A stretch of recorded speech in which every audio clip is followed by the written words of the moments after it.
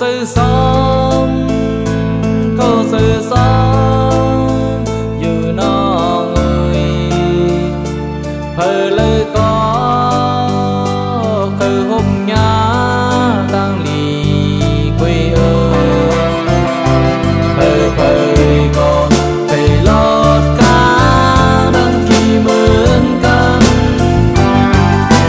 từ nương hoa say này vì hai phải làm hồ lầy lên để về ăn sống mang tì hóm hai hơ làm liều này từ bốn căng sơ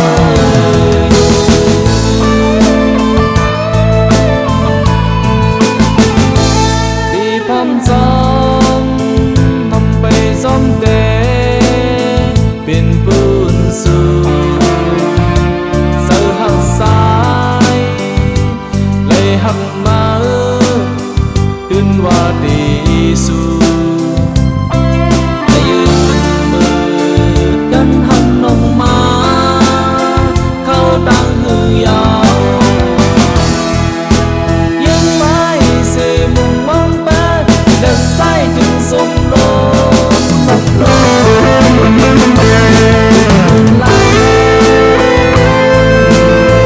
càng hào nào mi quay lại xem hiện tôi sẽ nạp mặt lên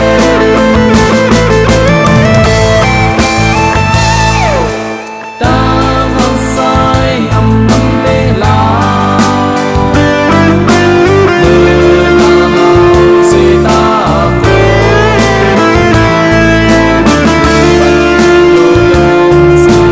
sai lên từ trong quanh nơi bên con tầm này sai từ sớm trong quanh thân sai bay buồn mơ dù hiền sầm đủ sai có tin bơi giam phần sau trừng không đàn mây sẽ phần đông tốt không người ai đông có đông mây sẽ ta mơ say thì cây mây quay sẽ thì càng nắng say giờ từng mi lốp hai này đón nghe khá sâu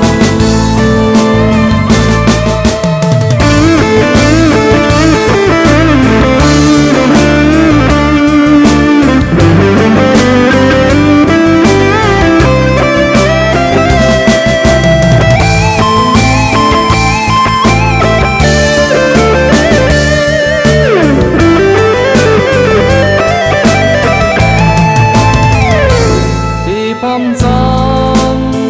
thầm bay sống đê biển buồn su sơ hăng sai lấy hăng mơ tuyên hoa đi su